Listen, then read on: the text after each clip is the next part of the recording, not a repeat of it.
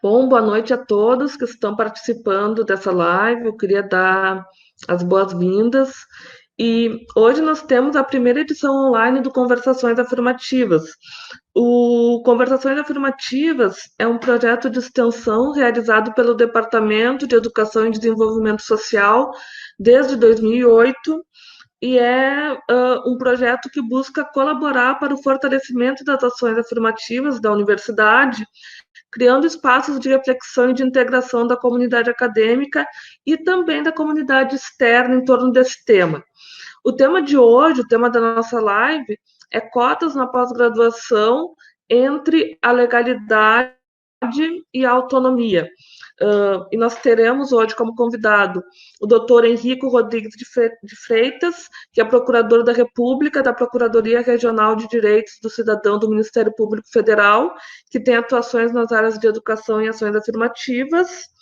Teremos também o professor Bruno Ferreira Caingang, doutorando em educação, professor de História do Instituto Estadual de Educação Indígena Ângelo Mancá Miguel, da terra indígena Inhacorá, com pesquisa na área de políticas públicas para a educação escolar indígena, e o professor doutor José Jorge de Carvalho, professor de antropologia da UNB, Universidade de Brasília, e coordenador do Instituto Nacional de Ciência e Tecnologia e Inclusão no Ensino Superior e na pesquisa. A nossa ideia, então, é fazer um debate em torno da questão das ações afirmativas na pós-graduação, e eu começo a nossa conversa passando a palavra para o nosso procurador, pedindo a ele que fale, então, um pouco sobre o plano normativo em relação às ações afirmativas e o que tem sido feito especificamente no âmbito da URGS. Perfeito. Em primeiro lugar, boa noite, Luciana, boa noite, professor José Jorge, boa noite, Bruno. Dizer que boa noite a todas e todos que estão nos ouvindo, dizer que é sempre uma honra poder auxiliar aqui, vir conversar na universidade, embora a gente esteja em casa, né? Mas é como se nós estivéssemos lá dentro da URGS. Bom, no plano normativo, acho que a primeira afirmação que a gente tem que fazer é de que é indiscutível hoje, depois das diversas decisões do Supremo Tribunal Federal aqui no Brasil, que é constitucional a aplicação de políticas de ações afirmativas, tanto em concursos públicos como nas universidades. Então, isso é pacífico, isso não se discute ou não se deveria mais discutir. Não é? Essas decisões foram bastante esclarecedoras. É claro que elas têm um embasamento tanto constitucional, sempre foi debatido por quem questionava as políticas de ação afirmativa, a aplicação do artigo 5º da igualdade, não é? Todos são iguais, mas era sempre uma interpretação, digamos, muito limitada, porque não via ou não queria ver o artigo 3º. E o artigo 3º da nossa Constituição, que fala dos objetivos da República, não é? Fala lá que é objetivo, por exemplo, promover o bem de todos, sem preconceito de origem, raça, sexo, cor, idade, quaisquer outras formas de discriminação. Também fala em erradicar a pobreza e a marginalização. Também fala em construir uma sociedade livre, justa e solidária. E por que eu falo desse artigo 3º? Porque a gente percebe ali que não é só um artigo de afirmação de igualdade ou afirmação disso. É um artigo que, para mim, é extremamente relevante porque ele coloca verbos de ação. Verbos. É erradicar, é construir, é promover, não é? E isso tem uma grande importância porque essa ação ela deve informar, deve estar presente em todas as ações do Estado brasileiro, seja do Poder Executivo, seja do Poder Judiciário, seja do Ministério Público, não é? Todo o Estado brasileiro, seja nas universidades, nas escolas, todo o Estado brasileiro tem que estar absolutamente afinado e executando esse artigo 3º, não é? Então, a política de ação afirmativa se insere diretamente nesse promover, nesse erradicar o preconceito. Bom, é claro que quando a gente pensa em administração, vem, obviamente, o princípio da legalidade. E, como regra, essas reservas de vaga, essa política de ação afirmativa tem que estar presente em lei formal.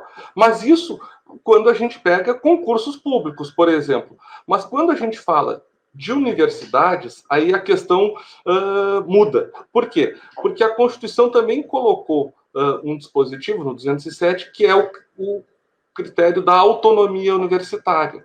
E aí a universidade tem a sua disponibilidade de criar suas políticas de ação afirmativa, de implementar essas políticas dentro dos seus próprios regramentos. Então, a universidade não depende de lei federal para implementar uma política de ação afirmativa em qualquer dos seus setores, quando fala em vagas de estudantes.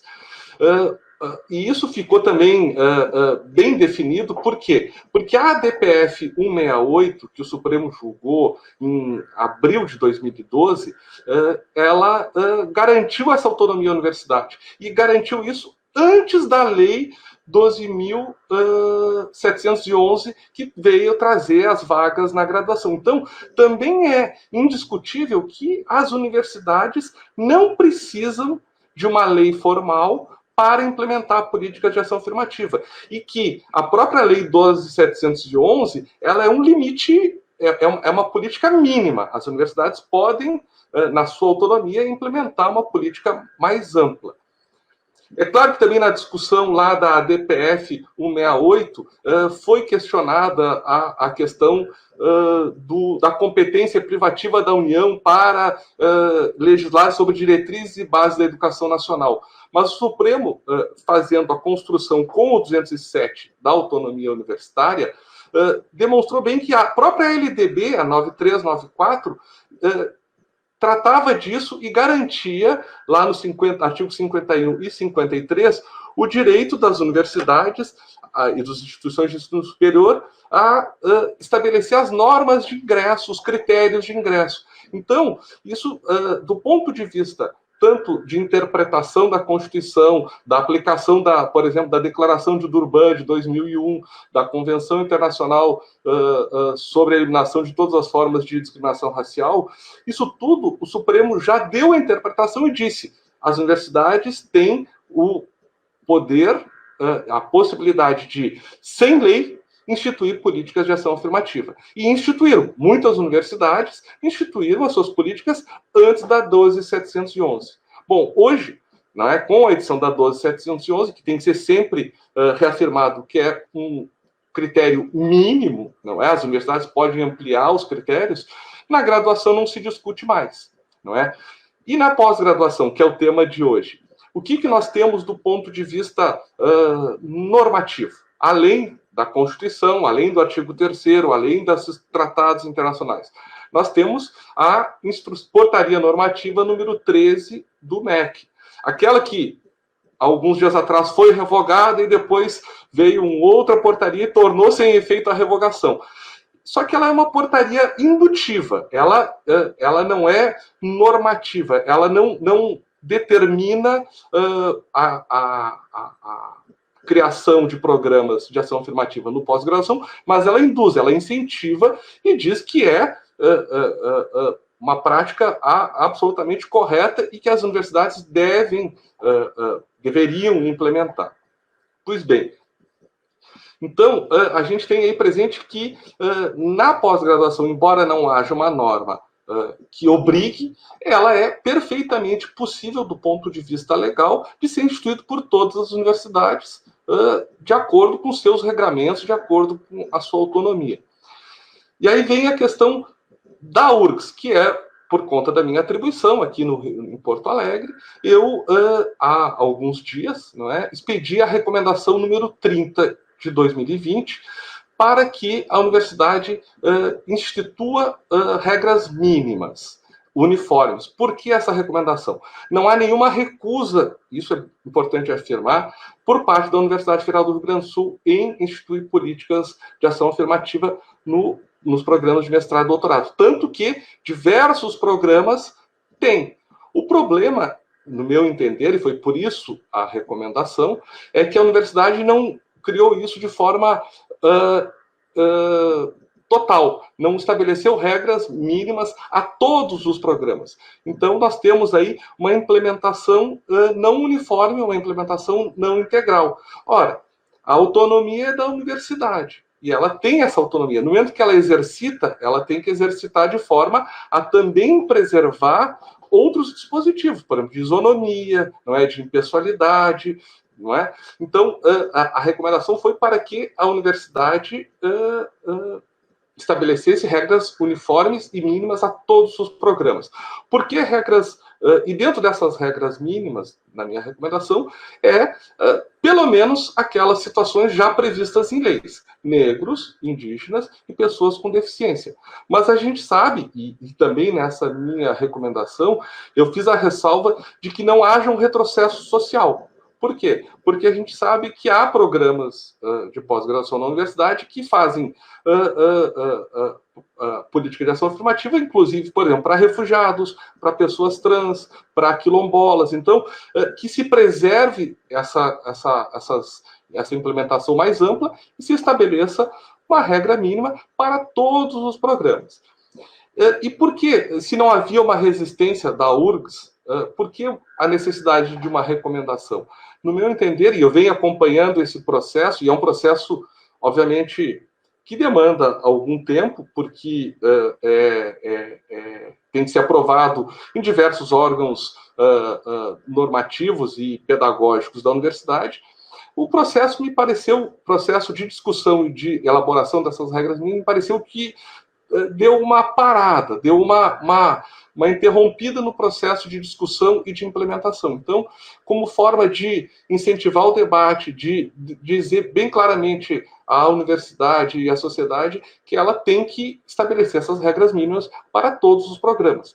É claro que eu tenho e sempre tive todo o cuidado quando a gente trata de universidades, porque elas são dotadas de autonomia. Então, a intervenção, no meu entender, nessa autonomia sempre deve ser a menor possível. Mas, nesse caso, a gente tem um valor extremamente relevante do nosso Estado brasileiro, que é a erradicação do racismo, a erradicação do preconceito, a inclusão. Não é? Então, eu achei adequado que se fizesse essa recomendação para que a universidade agilizasse esse processo. A gente não pode também ficar num processo de discussão interna de uma forma permanente e nunca se implemente efetivamente em todos os cursos de pós-graduação essa política. Então, assim, acho que para a gente iniciar esse diálogo aqui, ficando dentro do meu tempo de 8 a 10 minutos, eu encerraria essa primeira fala e agradeço mais uma vez. Obrigada, então, professor Henrico. Depois a gente vai abrir para perguntas e podemos retomar de novo essa questão normativa. A minha pergunta agora é para o professor Bruno. Eu queria que o Bruno nos falasse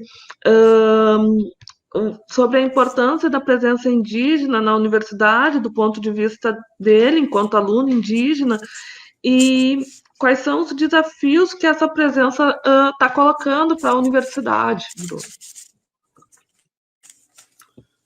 Boa noite a todos que estão nessa conversa. Boa noite ao professor, ao Érico, à Luciana. Então, eu acho que vou tentar aproveitar meus 10 minutos, mas antes de falar dessa presença indígena na universidade, acho que é importante também lembrar um pouco da história de luta dos povos indígenas, né? E os povos indígenas, ao longo das suas caminhadas, sempre foram marginalizados, sempre ficaram no lado da sociedade, né?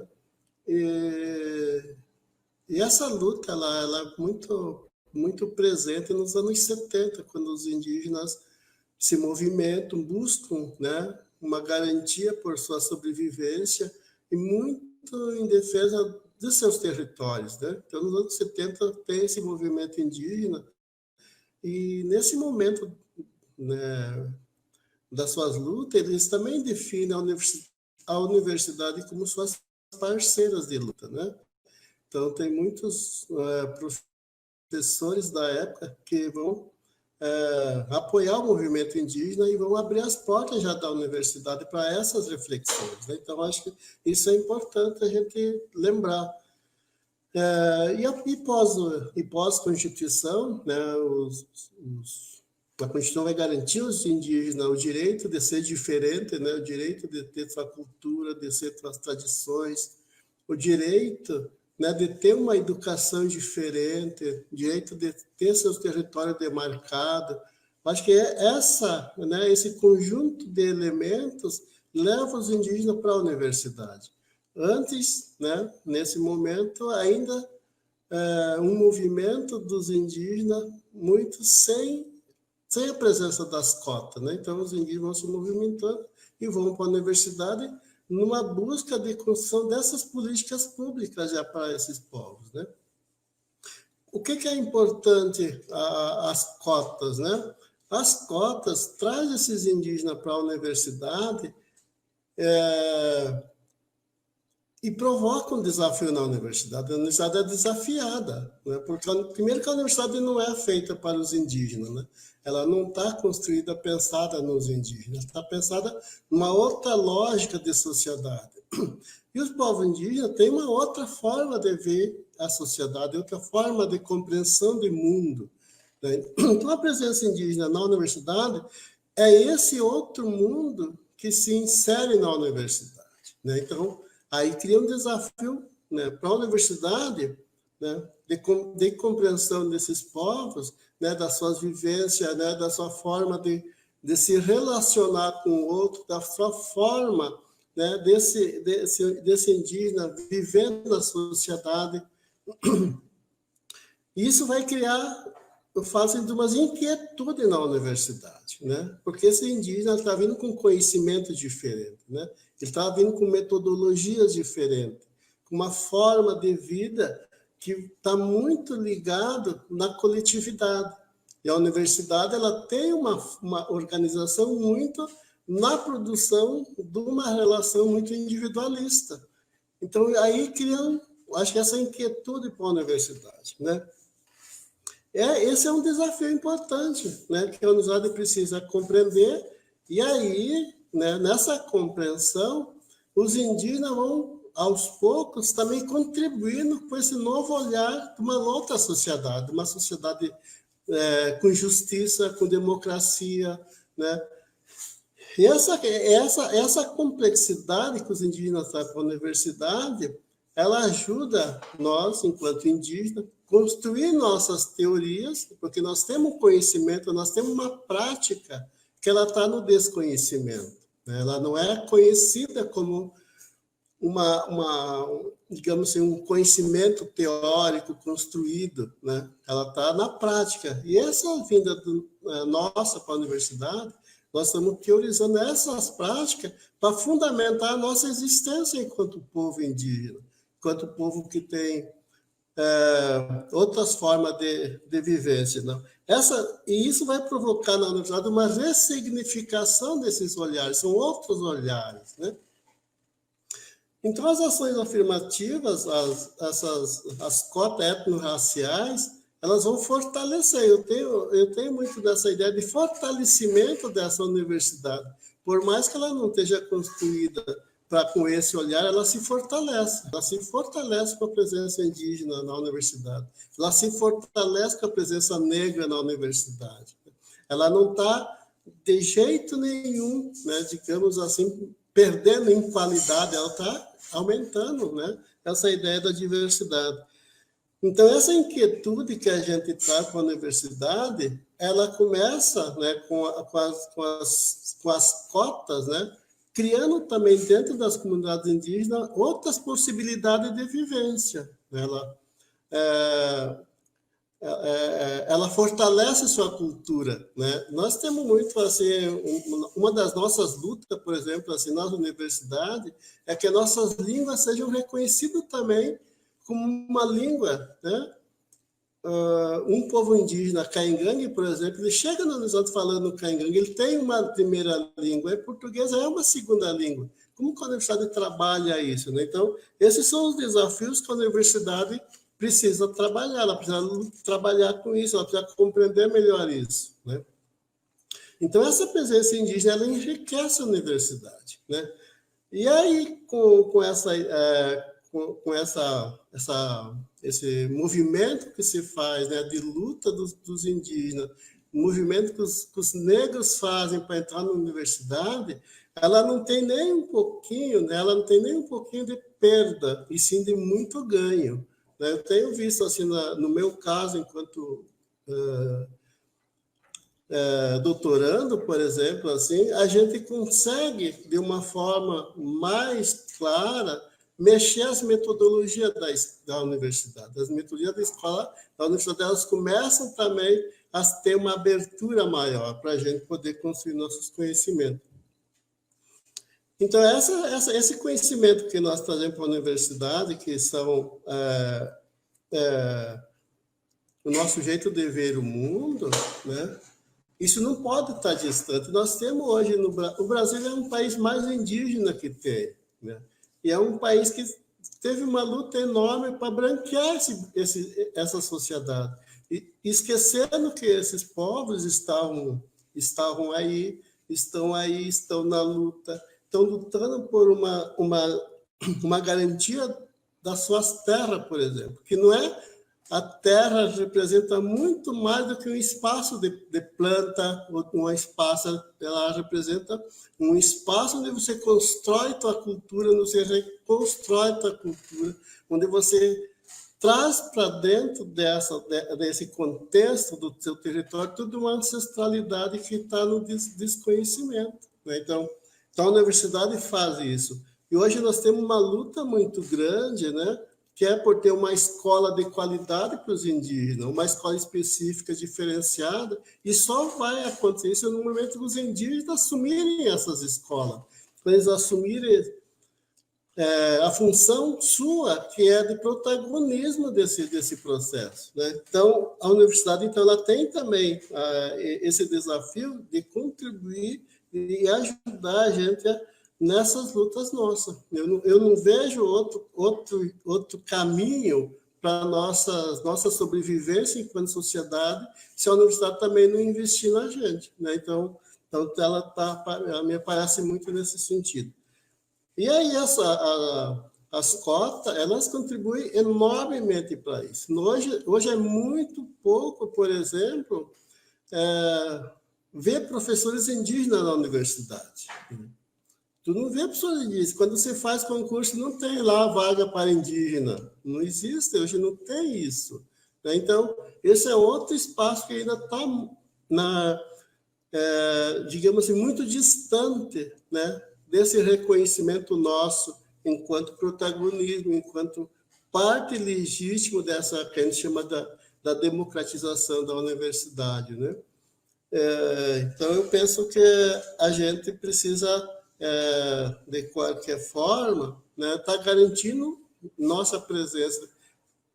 Eu sou muito da ideia que não precisa de ter lei para que isso aconteça, mas tem que ser uma boa vontade dos gestores das universidades, né, de ter uma política de gestão que enxergue, que veja essa necessidade desses povos indígenas. Eu acho que, por enquanto, para nós conversar, acho que tá bom, né? Então, obrigada, Bruno, pelas suas reflexões. Acho que ela traz uma série de questões. Antes de eu passar a palavra para o José Jorge, até vou falar de um comentário que apareceu aqui entre as pessoas que estão assistindo a live, que colocam que o desafio para o indígena é o mesmo desafio que se apresenta para o povo negro, para o quilombola, para o povo de terreiro. E assim como você colocou, Bruno, a Nina Fola, que é doutoranda do PPG Sociologia, que fez esse comentário, ela coloca que a presença desses grupos diversos na universidade só tem a acrescentar à universidade, né? Só traz ganhos para a universidade. E ela também reivindica que seja estabelecida uma relação horizontal e não de opressão em relação às propostas de pesquisa e as questões que vocês trazem, né? Como liberdade de pensamento, enfim, questões que se apresentam no cotidiano. Então, acho que isso é uma questão importante para a gente pensar e tem muita relação com o que você trouxe a partir da tua experiência e a partir do que é reivindicado pela população indígena. Eu vou passar a palavra agora para o professor José Jorge, e eu gostaria que ele nos falasse um pouco, nos desse um pouco um panorama mais geral sobre as cotas na pós-graduação e nos contasse um pouco sobre a experiência específica da UNB.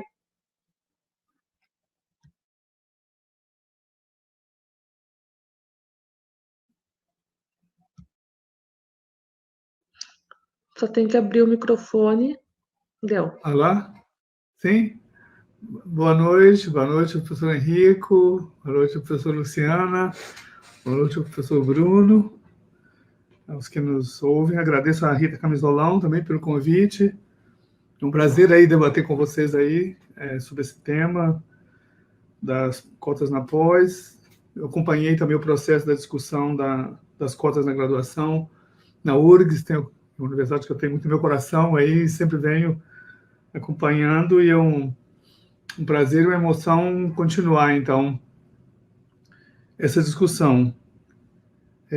Antes de entrar na situação específica da UNB, talvez, ouvindo os dois colegas, muito rapidamente eu queria colocar essa discussão aparece na URGS no ano, neste momento presente, e quando como eu argumentei pela a fundamentação da proposta de cotas aqui na UNB, na pós-graduação, eu puxei da graduação para as cotas na pós, com o argumento de que quando nós aprovamos as cotas na graduação no ano 2003, eu chamei essa proposta de um plano de metas para a integração étnica, racial e social da UNB. Então, esse era um plano de metas. Então, a primeira parte desse plano de metas foram cotas na graduação ao longo de 10 anos. 20% de cotas para negros e um número de vagas por indígenas por semestre. Se revisaria depois esse plano de metas. Como é um plano de metas, então o que nós tomamos agora? A mesma coisa com a URGS em relação à graduação. O que nós temos que chegar é as cotas integrais. É uma integração étnica e racial das universidades todas. Então, inclui cotas na graduação, no mestrado e doutorado na pós, cotas na docência. E depois, no CNPq, cotas na carreira de pesquisa. A urgência das cotas na pós agora sucede pelo seguinte: não pode haver cotas na pós-graduação se não tivesse cotas da graduação, porque você tem que ter um contingente dos estudantes que estavam excluídos, dos negros, indígenas, quilombolas, de baixa renda. Uma vez completado o ciclo, do primeiro ciclo da inclusão, tem que haver cotas na pós, porque o nosso maior passivo era cotas na docência. Isso é um escandaloso baixo número de professores negros, professores indígenas, como o professor Bruno falou. Isso passou, já vão quase 20 anos e não tem mudado muito. Então, as cotas na pós é o caminho, senão não vamos ter cotas na docência. Temos que aumentar o número de doutores negros, doutores indígenas. O sistema, ele cresceu muito, o nosso sistema, ainda mais na docência, ao longo dos últimos anos, de uma década, de uma forma extraordinária. O que permitiu a expansão dos cursos. Neste momento, não há uma perspectiva de expansão. Há uma perspectiva, na verdade, vamos dizer assim, de uma interrupção desse processo de expansão. O grande ciclo de cotas na docência, de cargos, fechou-se praticamente. Então, é preciso urgentemente colocar cotas na pós para aumentar, através do contingente que existe, a formação dos negros e dos indígenas para o mundo acadêmico. Senão, nós vamos parar o processo de inclusão. E no caso, por exemplo, da UNB, já vão 3 gerações, porque se nós começamos em 2004, nós aprovamos há menos de um mês atrás. Ficou quase 2 anos de discussão para ser aprovado. Espero que o de vocês seja mais rápido. Significa que, ao terminar, o primeiro grupo dos que terminaram, suponho em termos de 4, 5 anos, né? Então, a UNB já vão quase 3, mas a URGS, em 2008, ela começou as cotas na graduação. Então, ela já tem 2 gerações de estudantes que terminaram a graduação. Então já tem uma demanda represada para pós. Não pode esperar mais, porque nós estamos acumulando, porque isso é um ciclo, nós temos que preencher esse ciclo. Terminaram 5 ou 6 anos, e imediatamente tinha que ter havido cotas na pós, para que então começassem os cotistas da graduação, agora são os cotistas do mestrado, porque o mestrado também é como um vestibular, o doutorado também, o processo de exclusão se repete. Para mais adiante, temos a possibilidade de todos os concursos da docência, um maior número, um contingente maior de doutores negros indígenas para concursarem e alcançarem as vagas, até mesmo pela lei do concurso público. Não foi o que ocorreu. Então, esse panorama, professor Luciano, que você me perguntou, na verdade, é um pouco preocupante. Ao longo dos anos, 2004, 2005, 2006, foi um crescimento assim, vertiginoso de cotas na graduação pela autonomia, como o professor Dr. Henrique falou, né? Foram aumentando as universidades, chegaram a 100 até o ano 2010, mas não começou imediatamente após.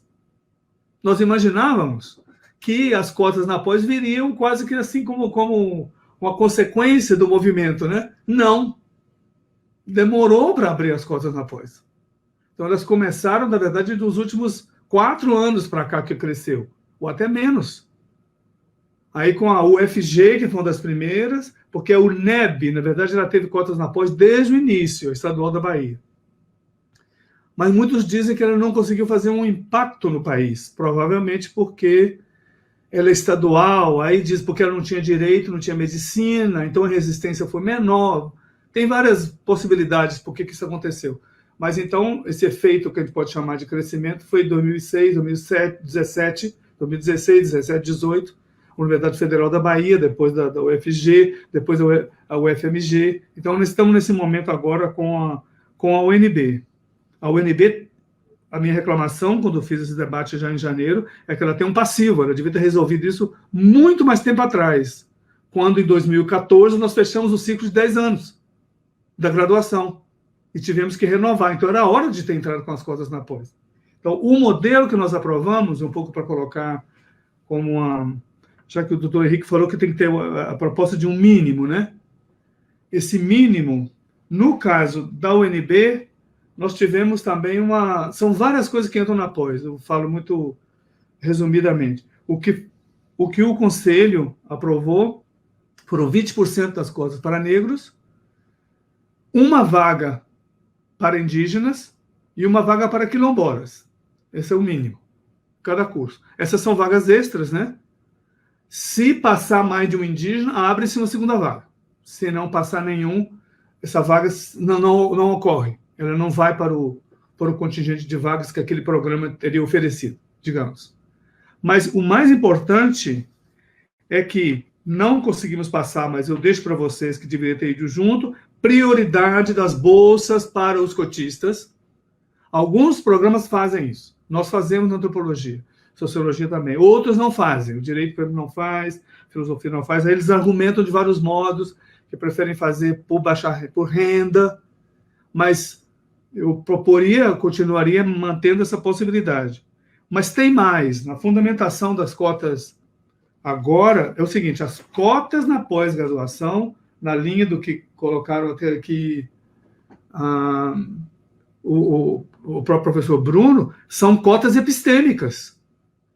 Porque quando o aluno entra na graduação, de alguma maneira, a grade da graduação já está meio que fechada. Então, o estudante se encaixa, né, se acomoda para fazer o curso. Na pós, não. Após todo o conhecimento é negociado de novo. Quem definiu quais são as linhas de pesquisa? Quem definiu quais são as áreas de concentração? Elas todas foram definidas por um grupo branco antes da chegada de negros e indígenas na pós. Então, muitos estudantes da pós em Brasília, da UNB, sentem, por exemplo, que não encaixam direito o que eles querem estudar, o programa não oferece. O programa nem de filosofia, nem de psicologia, nem de geografia, nem de sociologia, não oferece, porque eles já definiram antes quais eram as linhas. Muitos estudantes indígenas da UNB sentem isso, essa dificuldade. Então, significa um compromisso por parte da universidade, que também é uma mudança de conceito mesmo da universidade. Ela vai passar de ser uma universidade monoétnica, na pós, né? Monoétnica, monorracial, monocultural, monoepistêmica, para agora ser, na produção de conhecimento, uma universidade plurirracial, pluriétnica, multicultural, pluriepistêmica. Então, ela vai abrir as linhas de pesquisa para os interesses dos estudantes indígenas, quilombolas, negros que vão chegar. E abrir não significa fechar as que tem, mas ampliar isso mais, né? Ampliar os conhecimentos na área do direito, todas as áreas. E a co-orientação também, que é um outro gargalo na pós. Eu sei que o meu programa, por exemplo, ele não aceita muito que um estudante vá buscar um outro orientador na sociologia, na educação, na psicologia. Eles são muito fechados, porque dizem na CAPES, conta pontos, essa história toda. Então, uma proposta seria para a URGS o seguinte: todos os estudantes negros, indígenas, quilombolas que entrarão pelo sistema de cotas na pós poderão procurar os orientadores mais próximos do seu tema de pesquisa, caso não esteja no programa onde entraram. Justamente porque as linhas foram definidas prévia à sua entrada, sem ônus. Digamos, você poderia circular os co-orientadores sem ônus para a pontuação dos programas. Isso seria uma forma de dizer, é mais sutil a entrada na pós, né? O que tem que levar em conta do que estava na discussão nossa com a graduação.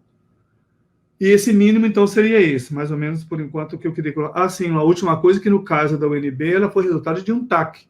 Houve um termo de ajustamento de conduta, porque houve fraude, muitas fraudes. Eu participei agora, terminamos da comissão de sindicância das fraudes nos vestibulares, inúmeros casos, e no contexto do MP de resolver o problema das fraudes, eles colocaram a necessidade que a UNB colocasse um programa de cotas na pós. Nós demoramos quase 2 anos para fechar. Espero que a URGS possa fazê-lo mais em breve.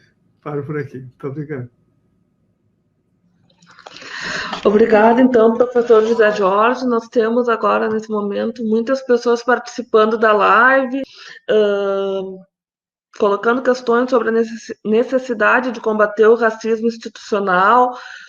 Temos estudantes da Odonto reivindicando cotas na Odonto já, mas tem uma questão aqui que eu acho que eu vou direcionar para o doutor Henrico, que é em relação ao PL do senador Paim. Como o senhor vê esse PL e em que medida esse PL pode ter um impacto importante na adoção de ações afirmativas nas universidades? Veja só, Luciana, na verdade, como eu falei ali antes, as universidades têm essa possibilidade, essa autonomia de criar seus programas dentro de suas normativas próprias. Obviamente que uma lei, mas no caso aqui, um projeto de lei, ele tem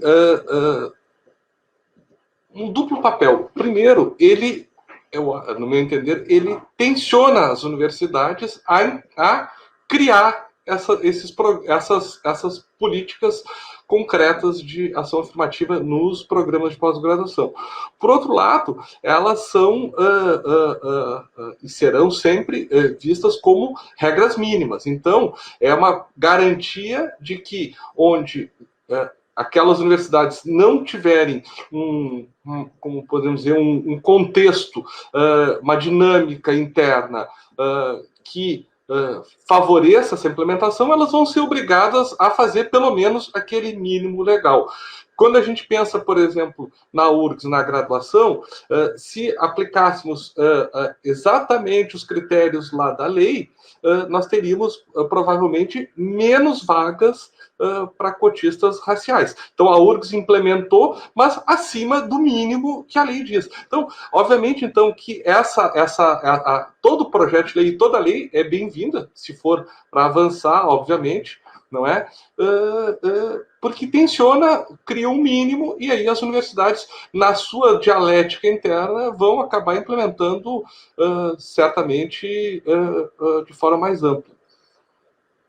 E tal. Eu queria só trazer também aqui para o debate complementando ali o que o professor José Jorge falou e o Bruno, que a gente tem, obviamente, claro, dentro da nossa visão sempre do mundo jurídico, outros princípios constitucionais, não é?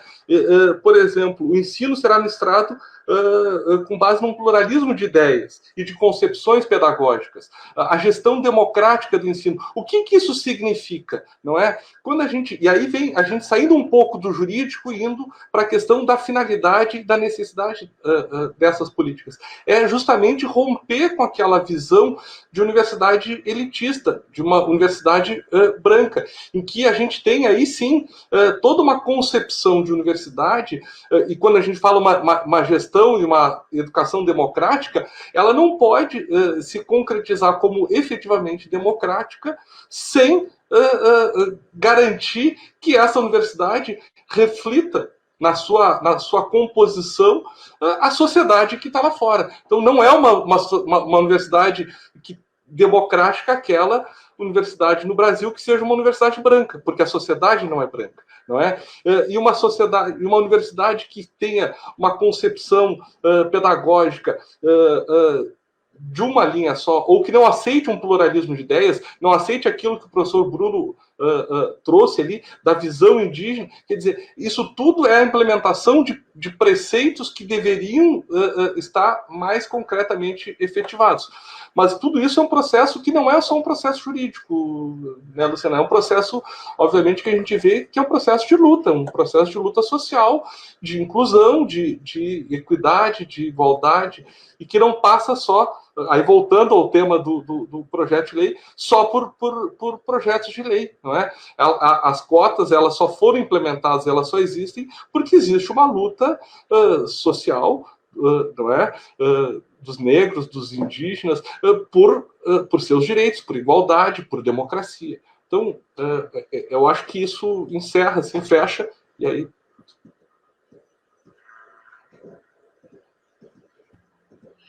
Obrigada, doutor Henrico, e sem sombra de dúvida, a gente não é imaginável a gente falar em cotas sem pensar nas lutas dos movimentos negros, né?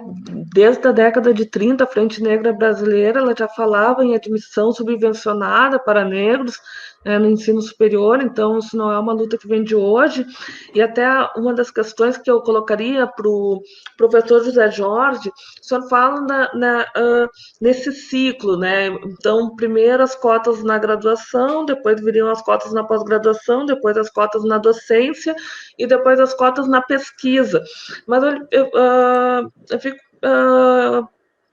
ele colocaria assim, a partir do momento que a gente tem cotas na graduação, não vai aumentando a resistência para que a gente tenha cotas em outros âmbitos, ou seja, não se cria, de certa forma, um imaginário de que o problema do negro, do indígena, dos quilombolas e de outros grupos já estaria resolvido na medida em que eles ingressam na graduação, e isso acaba criando uma barreira para que em outros âmbitos as medidas de ações afirmativas elas sejam adotadas. Como é que o senhor vê isso? E já vou colocar uma outra pergunta que eu acho que o senhor poderia responder, e o Bruno também, que vem do Álvaro, que está participando da live, que ele coloca o seguinte: frente às diversas estratégias de seleção por diferentes programas de pós-graduação, seleção por orientador ou por área de concentração, quais são as possíveis estratégias de seleção dos cotistas? Como equalizar e distribuir as vagas entre as áreas de concentração e entre os orientadores? Especificamente, se o Bruno puder falar um pouco sobre como foi a experiência dele de encontrar um orientador, né, na FACED, como é que ele conseguiu estabelecer um diálogo entre o interesse dele por pesquisa e as linhas de pesquisas que estavam pré-definidas pelo programa, como foi esse encontro, se teve necessidade de ajustamento, enfim, como foi a tua experiência, Bruno?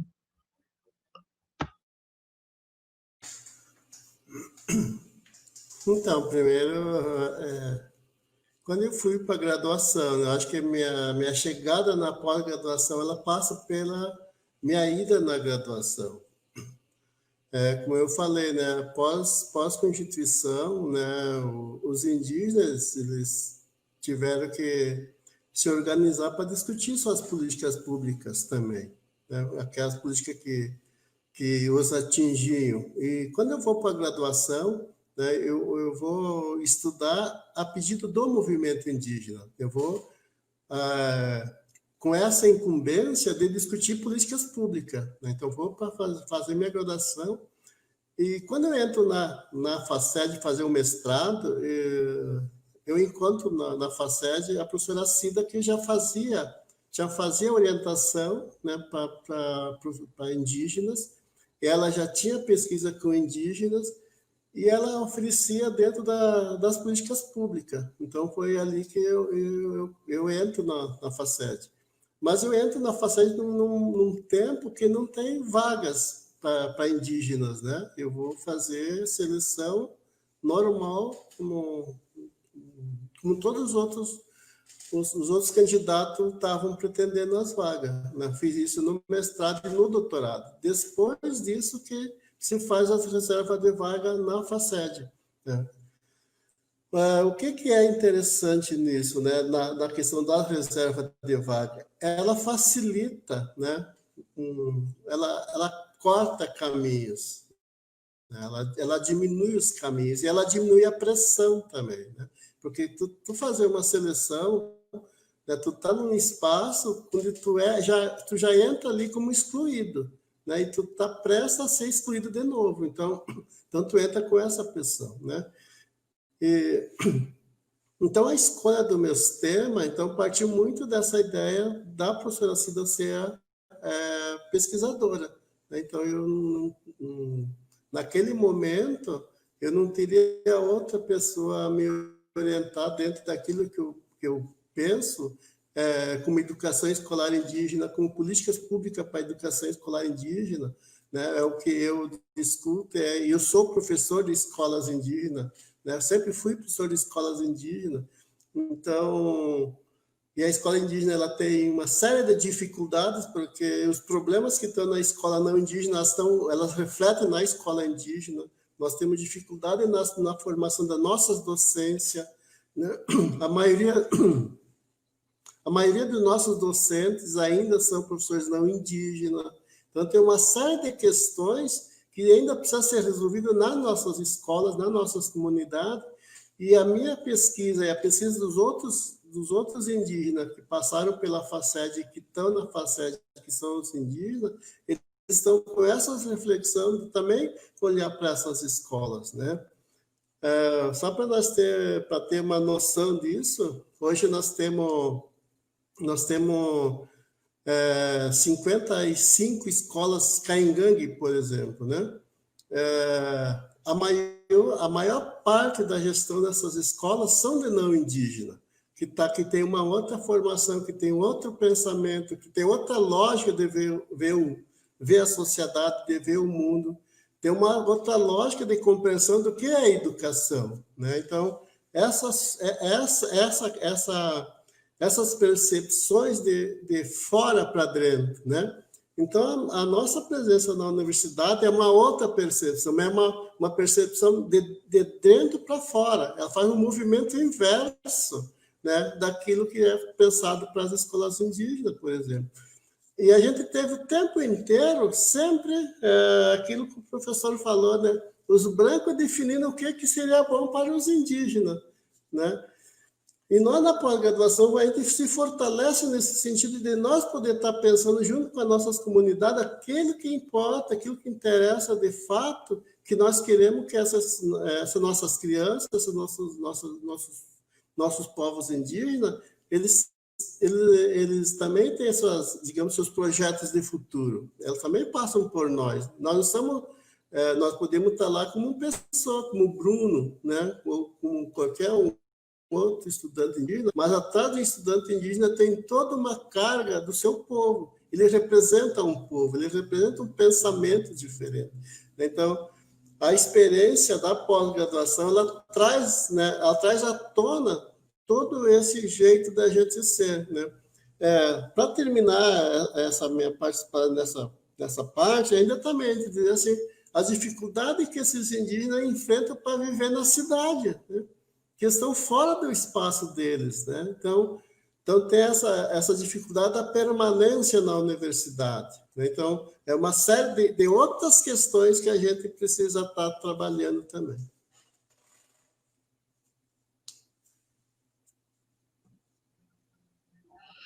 Obrigada, Bruno. Então, agora eu passaria a palavra para o professor José Jorge. Pois não, Luciana. Se eu entendi bem a pergunta que você me fez sobre a passagem da graduação para a pós, parece que se viu mais a barreira, né? Uma barreira racista maior. Claro, porque a disputa cresce. A disputa por espaço, porque na graduação já foi uma disputa, mas você imaginaria que, para muitos dos que não mais abertamente racistas, bom, então vão para o mercado de trabalho. Então não vão competir conosco na reprodução do sistema acadêmico. Mas quando você entra na pós, você está a caminho também de poder disputar a transformação do próprio sistema acadêmico. Então a resistência ela se deu por um mecanismo simplesmente de não fazer nada, de não avançar em nada. E aí, quando o doutor Henrique falou da autonomia, eu estava pensando o seguinte, né? A autonomia da universidade que nós conquistamos após a redemocratização, né? De fato, ela não reflete a autonomia de todos os povos. Ela só reflete a autonomia do grupo branco que a controla. Se fosse a autonomia de todos os povos, já teria isso há muito mais tempo. Então, eu dou sempre um exemplo, porque é um exemplo concreto, histórico, na Universidade de São Paulo. É o fato seguinte, ela resistiu durante uma década a não colocar cotas, né? Ela ficou na lanterna total, né? Tida como a número 1 da excelência, e, na verdade, se você colocasse a diversidade racial como excelência, ela estaria lá, ela deixaria de ser a primeira, porque ela tem baixíssima diversidade. O que acontece? No auge das autonomias, dos anos 2002, 3, 4, 5, 6, até a URGS, 2008 a 2010, as universidades discutiam se iam não implementar cotas. Então, uma reitoria que não queria implementar, como a USP, como a Unicamp, naquele momento, como a UFRJ, não tinha nenhum ônus por excluir os negros e os indígenas. É estranho isso, né? Porque enquanto a UNB, a URGS, a UFBA, o FPR, mais cedo o FAO, propuseram cotas, não houve nem bônus para as que aprovaram as cotas e nem ônus para quem continuou excluindo negros, indígenas e quilombolas das universidades. Então, essa autonomia tem dois lados aí. É por isso que eu preciso lembrar isso. Com a Dandara, que me pergunta aqui, né, nos programas de pós-graduação relacionados às ciências biológicas, não houve ainda implementação de cotas. O que é preciso, do ponto de vista institucional, para a implementação das cotas no programa do campo das exatas, que se apresentam mais resistentes? Pois é. Eu diria o seguinte, se você colocar o critério da autonomia para os programas, muitos não vão colocar. Isso vai parar num ponto. Vocês disseram que vocês têm 16, não foi, Luciano, que você me disse? Acho que da URGS, né? Acho que eram... Foi a Patrícia que me disse, 16. A UNB também tinha por aí, entre 12 e 14. Talvez não avançasse muito mais. A mesma coisa com a UFG, com a UFBA. Algumas das áreas das exatas não querem nem discutir esse tema. Então, é o que eu quis chamar assim, tem que ser um valor institucional. A integração étnico-racial, o caminho para todos os conhecimentos estarem presentes, como o doutor Henrique colocou, né, as concepções pedagógicas, que tem pluralismo de ideias, tem que ser um valor da instituição. Se deixar só nos programas, muitos egoístas como são, eles não o farão. Então, a administração, claro, com toda a discussão, com toda a comunidade, ela encampa esse valor. Eu acho que vai aprovando na medida em que as administrações vão encampando esse valor. Essa é a resposta que eu daria. A resistência, sim, existe. E o teste dela é que demorou demais para começar. Deveria ter começado logo, né? 4 anos lá para 2006, já deveria ter começado as cotas do mestrado já. e 2008 já as cotas do doutorado e da docência em seguida. Não aconteceu. Então, quer dizer que essa resistência tem que ser vencida por um valor institucional geral. Isso. Eu acho que tem mais um problema que a gente tem que levar em consideração, é que, na maioria das vezes, são os professores negros que são os mais favoráveis a essas políticas de ações afirmativas. E o Alan, que é o professor aqui da universidade, ele traz o resultado de uma pesquisa que foi realizada recentemente, o Alan do Instituto de Física, 95% dos professores da URGS são brancos. Claro, essa não é só a realidade da URGS, é a realidade da maior parte das universidades, a maior parte dos docentes são brancos. E isso acaba também criando uma barreira para que a gente avance no sentido de maior ampliação dessas políticas de ações afirmativas na pós-graduação. Trazendo agora uma outra questão da Mariana Gonçalves, que é do programa de pós-graduação em psicologia aqui da URGS, ela pergunta sobre possíveis mecanismos para evitar as fraudes na pós-graduação. Como seria a possibilidade de criar esses mecanismos na pós-graduação? Não sei se o doutor Henrique quer comentar sobre os mecanismos para evitar as fraudes na seleção desses alunos na pós-graduação. Veja só, Luciana, eu acho, a gente tem aí uma construção desses mecanismos. Quando essa política foi implementada, toda ela era baseada na autodeclaração, não é? E a pessoa se autodeclarava e entrava. Com o reconhecimento de que só a autodeclaração não era suficiente, por quê? Porque a gente tinha, no meu entender, duas situações. Uma é a fraude, não é? Aquele que se aproveita fraudulentamente, e aí nós temos duas situações ainda desdobradas, aquele que faz uma afirmação falsa, e hoje aquele ainda que se pinta, tenta se acobertar ou se transformar para entrar. Mas a gente tem também, no mecanismo somente da autodeclaração, aqueles que ainda, e são muitos, que se autodeclaram com boa fé, eles se autodeclaram. A mãe é negra, ou o pai é pardo, mas ele não apresenta um fenótipo. Então, só esse mecanismo não serviu para garantir que as cotas, essa política de ação afirmativa, fosse efetivamente implementada para aqueles que eram seus destinatários. Então, na evolução desse processo, se criou, e havia no seu início, até uma certa divergência nos próprios movimentos negros sobre a questão da heteroidentificação e tal, mas acabou prevalecendo esse mecanismo, que é uma forma de verificar se aquele que pretende usufruir dessa política, ele é destinatário, se ele apresenta, obviamente, o fenótipo que é o destinatário. Então, eu acho que nos próprios programas de pós-graduação, eu não sei, aí pode ser que os movimentos negros ou o próprio professor José Jorge ou alguém apresente um outro mecanismo. Eu não antevejo como eficiente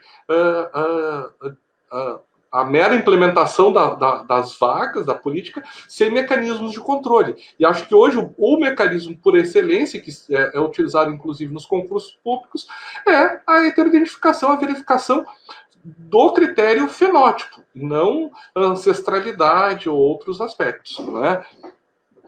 E eu acho que eu só queria complementar, Luciana, ali, ou reforçar a fala do professor José Jorge, na questão da autonomia. Eu acho que a gente tem que sempre compreender que a autonomia universitária, ela não foi colocada na Constituição por acaso, ela não é uma construção recente, ela é uma construção que vem de 800 anos atrás, não é? Ela vem lá, por exemplo, na Universidade de Paris, de 1230, depois de uma greve, é uma luta por autonomia, mas ela não é implementada em favor da universidade como como algo fechado. Ele é em favor da garantia também de um Estado democrático. Não é? Então, a universidade, na utilização dessa autonomia, ela não pode, no meu entender, fazê-lo de forma a deixar de dar aplicabilidade aos outros princípios. E aí o da gestão democrática do ensino,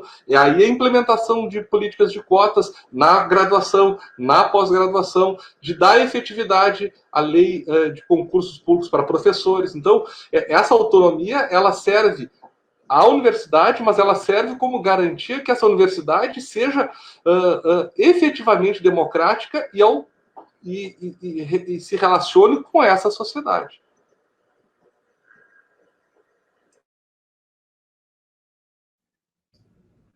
Se eu pudesse, Luciana, comentar algo sobre a fraude? Sim, fique à vontade.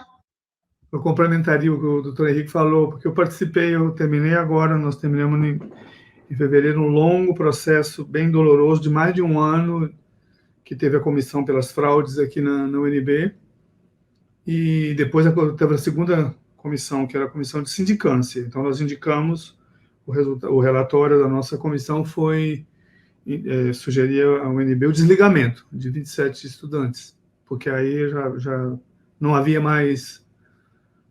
os indícios eram muito altos. Bom, a universidade ainda não se pronunciou sobre o desligamento deles, mas nós já cumprimos o nosso papel.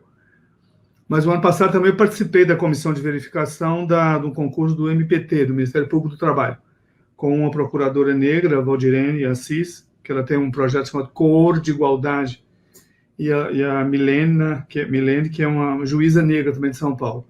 Então, nós escrevemos, isso que você falou, que o Henrique falou da heteroidentificação, eu tenho uma outra leitura, que eu tentei colocar na UNB, mas naquele momento não foi, eles não acataram, que eu chamo da a autodeclaração confrontada, como se fosse um passo dialético, não só da autodeclaração absoluta, e nem também da heteroidentificação externa ao outro. A autodeclaração confrontada, uma vez até discutimos isso com José Carlos dos Anjos. Todos os cotistas, todos os estudantes que entram na universidade têm o direito de saber quais são os outros cotistas que entraram. Isso é uma luta pública, isso não é nenhum favor, isso é o resultado de uma conquista para... Então, as universidades começaram sempre a esconder os cotistas. E justamente porque escondiam, é que alguns iam lá e se inscreviam como negros, entravam, e ninguém nem sabia que aquela pessoa branca que estava colega na sala de aula, na verdade, entrou pelas cotas, falsamente, porque não houve nenhuma ideia pública de quem são. Então, a autodeclaração confrontada, nós chegamos a isso. A banca também tem negros e brancos na banca, que é muito diferente de uma heteroidentificação, que você não precisa compor a composição racial. E está na portaria número 4 também, diz isso, né? Porque, veja bem, se uma pessoa branca quer se passar por negra e vem diante de uma comissão, ela vai mentir 2 vezes. Ela vai mentir diante dos professores negros, ou das pessoas negras que estão ali, dizendo que é negra, quando elas percebem que ela não é, e ela vai dizer para mim, que sou branco, que ela não é branca, eu estou vendo que ela é branca como eu. Ela vai ter que sustentar 2 mentiras simultaneamente. É muito difícil alguém passar por tal teste, de se expor, de ser confrontado com... Eu posso me dizer japonês. Eu preciso saber se os japoneses estão sabendo que eu estou me dizendo que sou japonês. Aí é muito diferente. Bom, então, a última, para terminar, a declaração confrontada, o que nós propusemos na UNB seria assim, a UNB compõe, respondendo à pergunta os coordenadores da pós podem tomar iniciativas, inclusive, sobre as fraudes, seria uma comissão da instituição e não pulverizada nos programas. Porque são 80 programas. Você imagina o número de professores que você vai ter que colocar. Em alguns programas, estou falando sem nenhum preconceito, mas do que a gente percebe, por exemplo, a vez das exatas, as pessoas talvez nem tivessem muito interesse em saber quem é, como vai entrar, e diria que um branco é negro, porque interessa que ele entre. Seria um conjunto de professores, ou de professores do movimento negro, do movimento social, indígena, que poderia ser por um ano, digamos, 12, uma espécie de banca contínua, porque os processos seletivos nem sempre são na mesma época. Então, o programa mesmo não precisa participar disso. a UNB, a URGS poderia fazer essa comissão institucional ligada lá à pós-graduação, à pró-reitoria de pós-graduação, que aí ela poderia ter um número de membros que podem ir revezando, etc. Para não desgastar os 80 programas, todos tem que fazer E talvez as pessoas se sentissem um pouco mais distantes também para dizer, apesar das simpatias pequenas que poderia haver num programa de um estudante branco que eles querem entrar porque gostaria de entrar naquela linha de pesquisa e deixaria ele passar como negro, provavelmente uma comissão um pouco mais distanciada seria mais rigorosa. Então, isso seria também uma outra possibilidade, que seja uma comissão institucional e não de cada programa em particular.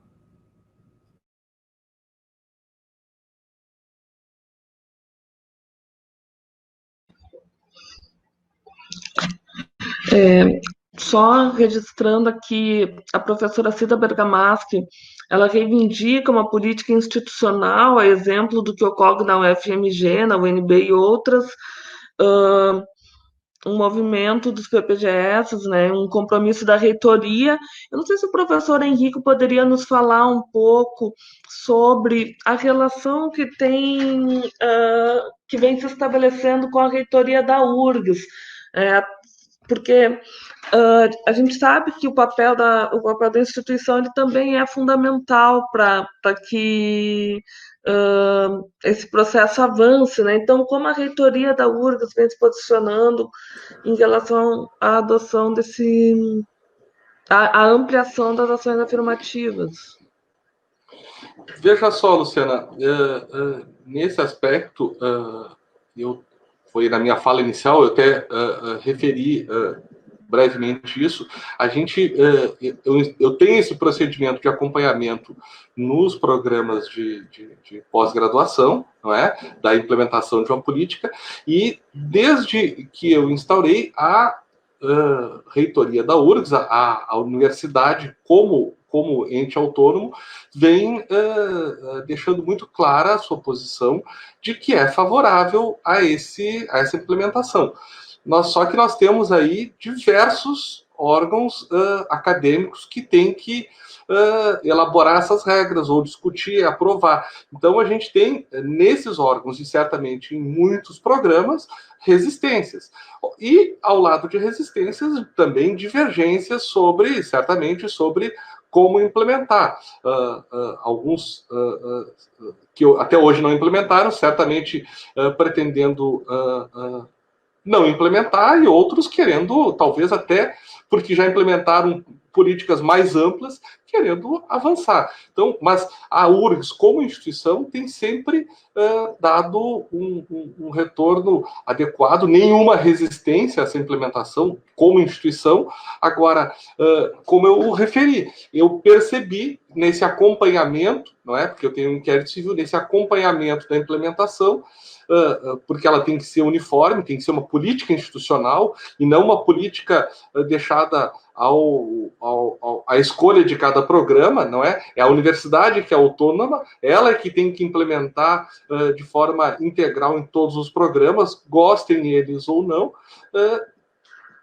Eu percebi nesse acompanhamento que houve uma certa lentidão ou uma certa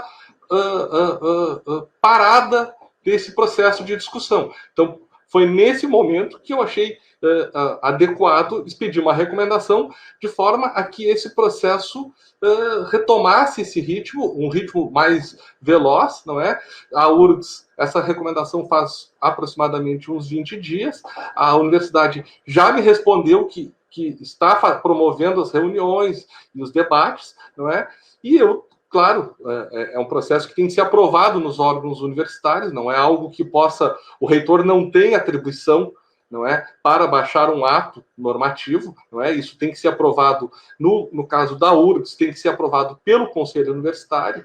Então, eu dei um prazo de 180 dias para que a universidade pudesse, e é um prazo, no meu entender, mesmo em tempos de pandemia, porque a universidade tem conseguido realizar suas reuniões de conselhos virtualmente, fizesse a implementação de uma regra uniforme para mínima, como eu disse, mínima, porque os programas podem fazer mais, não é? Alguns já fazem, seria um retrocesso social a gente implementar regras mínimas e ter perdas, por exemplo, de cotistas refugiados, não é? Então, que ela implemente. E eu tenho para mim que, nesse prazo, a universidade vai implementar. Obviamente que se não implementar, aí abre um espaço para uma discussão judicial até. Eu não vejo com bons olhos levar isso para a justiça, porque não é, a gente estaria forçando ao judiciário criar uma regra, mas o que é muito difícil. Mas acho que a gente tem um espaço bastante tranquilo e adequado de diálogo com a universidade e tenho a expectativa de que isso venha a ser implementado. Não tenho nada que me indique em sentido contrário. É claro que, né, essa lentidão é decorrente, obviamente, de resistências. Não é? É uma luta, a gente sabe que é uma luta dos movimentos, e essa luta não vai se exaurir com a implementação. A gente vê a questão da própria questão das eventuais distorções, fraudes ou aplicação indevida. A gente vê a questão que é fundamental, que é a garantia de permanência nesse projeto, nesse programa, que é a questão de programas de bolsa, não é? Ou no próprio caso dos indígenas, um programa assistencial efetivo da universidade que garanta a subsistência fora da sua comunidade. Então, a luta é muito ampla, tem vários outros aspectos, mas eu vejo que há toda uma possibilidade de implementação dessa política pela URGS. Até porque ela implementou na graduação, houve resistência, certamente, e vai implementar na pós-graduação de forma integral, e há resistências, mas isso também cabe aí aos movimentos exercer seus mecanismos democráticos e legítimos de pressão.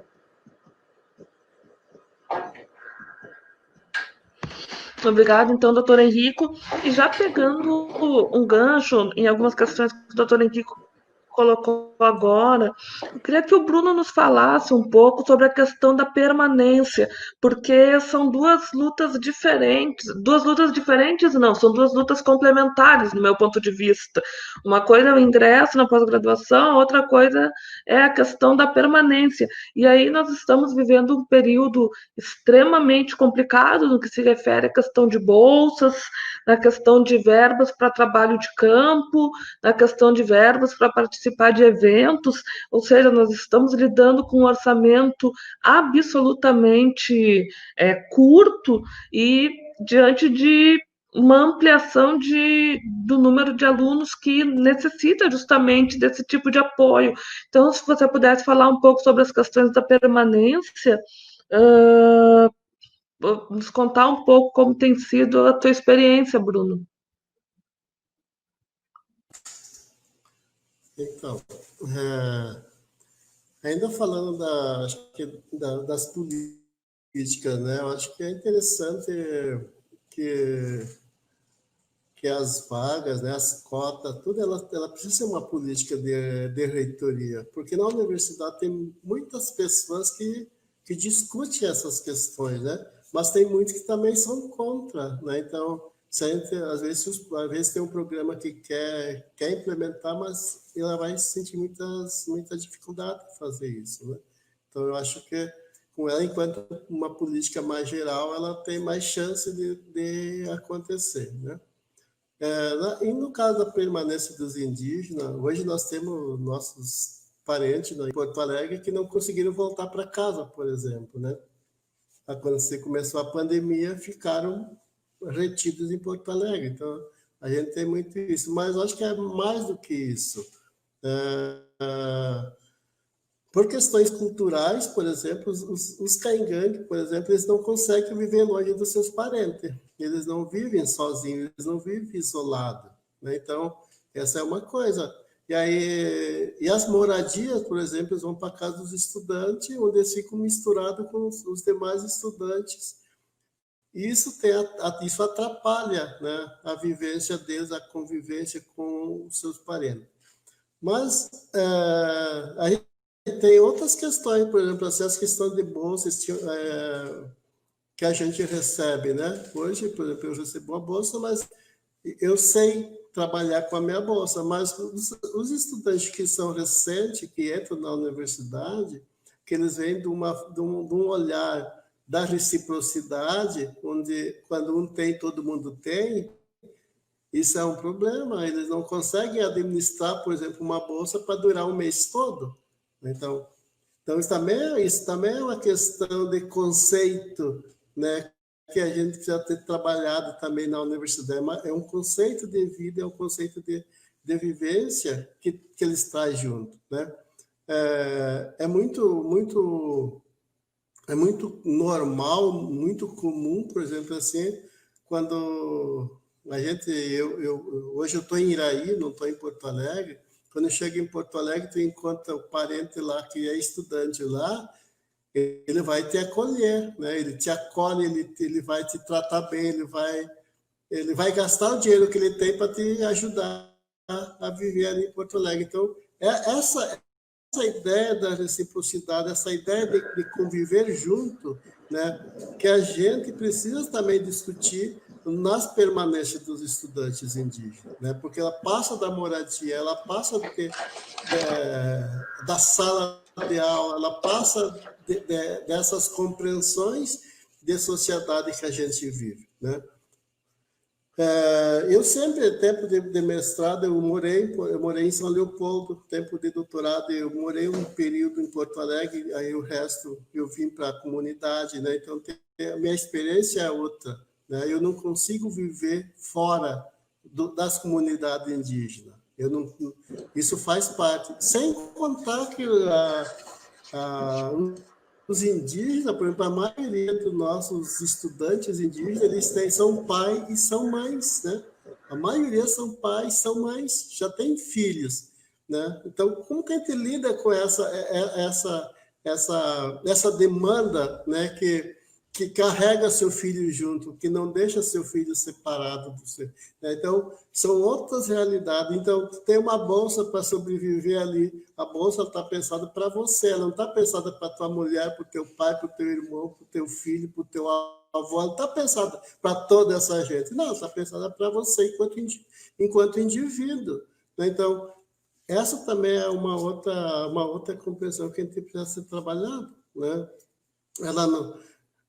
numa lógica não indígena, ela estaria sendo suficiente, mas dentro de uma lógica indígena, ela não funciona assim, né? Então, e você não fica separado, não tem outro jeito, né? Então,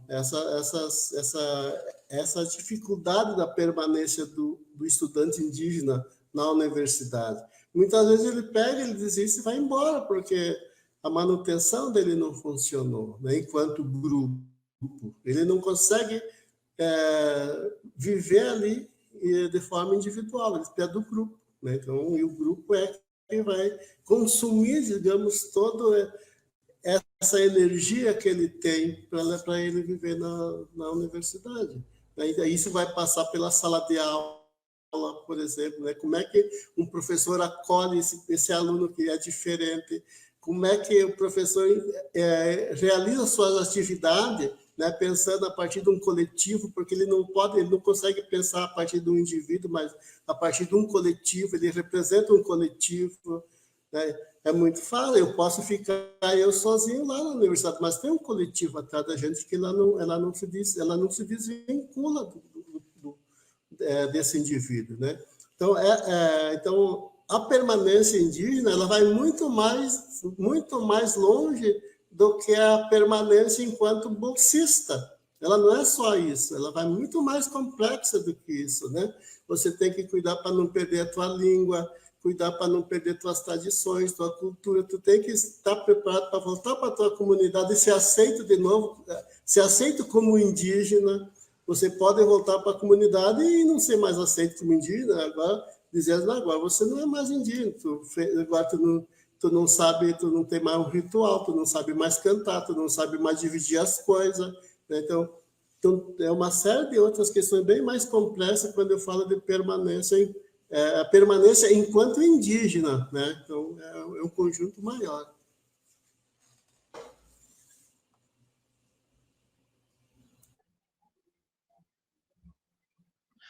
Obrigada, Bruno. E sem sombra de dúvida, a questão da permanência ela se torna uma questão crucial que a universidade precisa enfrentar, e a gente tem que lembrar que muitos auxílios que estão disponíveis para os alunos da graduação, eles já não ficam disponíveis para o aluno da pós-graduação. E isso coloca uma barreira também para que os alunos possam avançar para esse nível de ensino. Só para registrar alguns comentários aqui na live, a professora Magali Mendes, que é vice-diretora da Faculdade de Educação, ela comenta que a universidade movida pelo MPF é triste. A professora da FACED, Maria Aparecida Bergamaschi, coloca que um dos problemas principais seria a moradia. É quase impossível morar em Porto Alegre com uma bolsa de mestrado e ou doutorado da CAPES ou do CNPq. E ela também coloca que a gente não tem nenhuma política de assistência a alunos do programa de pós-graduação. E a Cláudia Porceles Aristimunha, vice-reitora de extensão, coloca que é muito importante o que você mencionou, Bruno, e aí coloca a importância da questão do acolhimento na universidade. Bom, eu queria agradecer, então, por todas as questões que foram trazidas. Acho que a gente conseguiu promover um debate muito interessante sobre o tema da live, e gostaria agora de passar a palavra para cada um dos debatedores para fazer as suas considerações finais. Podemos começar, então, pelo professor José Jorge.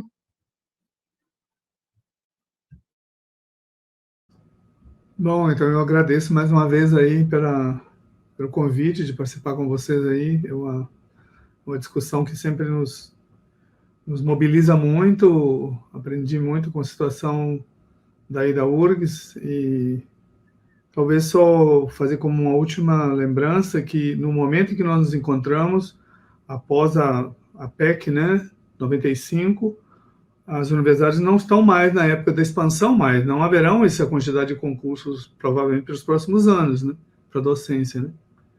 E também as bolsas provavelmente não é mais um momento de expansão, e sim de retração do sistema.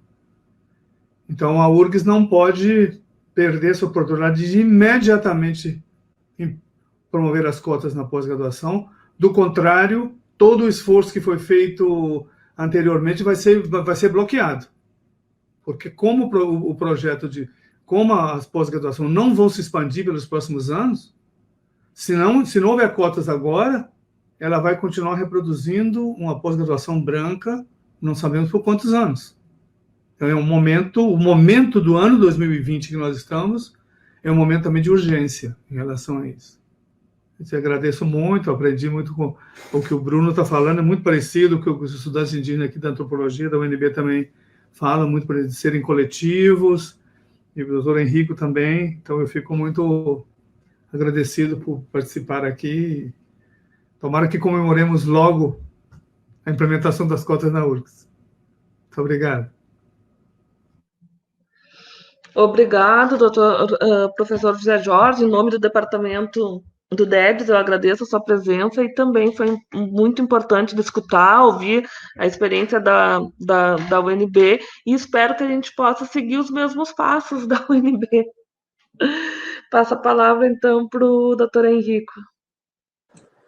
Bom, eu queria dizer que a própria fala do Bruno aqui demonstra o quanto a universidade tem a ganhar com as cotas na pós-graduação. A gente entra num debate como esse e sai outro. A gente sai enriquecido e outra pessoa, não é?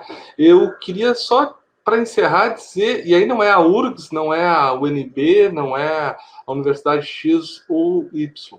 Eu acho que a questão das cotas em pós-graduação, a questão de implementação efetiva das cotas em concurso de professores é um dos grandes desafios das universidades, é um teste de afirmação de sua autonomia, e elas têm que, no meu entender, a universidade brasileira, se ela realmente quer exercer seu papel, exercer um papel de uma instituição democrática, uma instituição plural, ela tem que, como instituição, vencer esse desafio e fazer a implementação de plena, exatamente naqueles moldes que o professor José Jorge falou, com a graduação, com a pós-graduação, com os professores e tal, como forma de concretização de uma instituição efetivamente plural e democrática. Então, acho que esse é o grande desafio das universidades,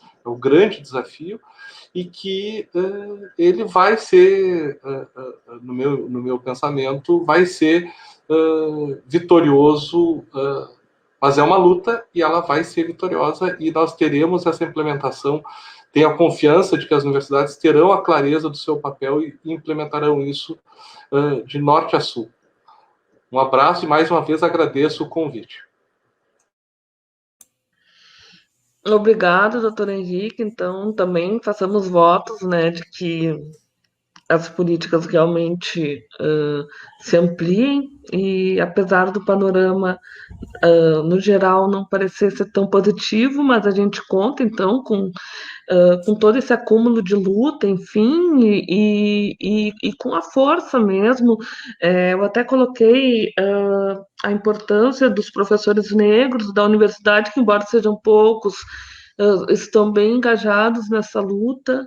Os coletivos negros da universidade têm uma importância fundamental. Então, os alunos que entram na universidade também, ou já entram com uma forte bandeira de luta, ou adquirem essa bandeira de luta após ingressar na universidade, e conseguem trazer pautas que são fundamentais e estão o tempo inteiro equacionando questões e trazendo questões para que a universidade realmente se torne mais diversa e mais plural. Então, agora eu passo a palavra para o Bruno. Então, para terminar, eu queria também agradecer o convite de estar aqui fazendo essa conversa. Para terminar, eu queria dizer assim que uma moradia para os indígenas não é só um lugar onde se protege, né, do tempo, é um lugar de reprodução cultural, é um lugar onde se constrói vida, né? Então é um lugar onde se sonha também.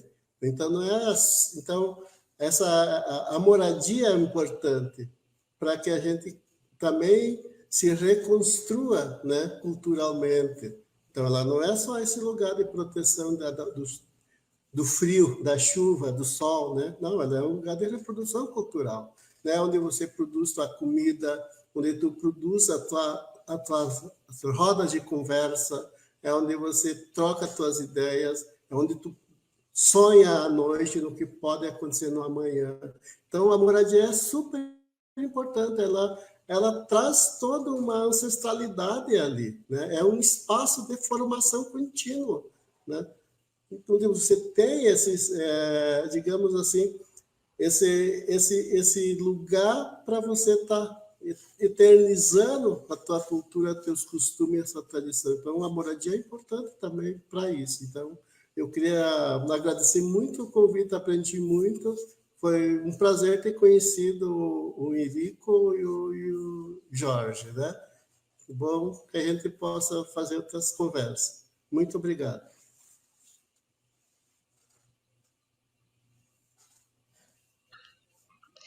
Então, encerramos a nossa live mais uma vez. Queria agradecer o convite da Rita Camisolão, o convite de todo o pessoal do DEDES, para a gente poder fazer, para a gente ter a oportunidade de fazer esse debate tão importante e tão necessário. Obrigada a todos e boa noite.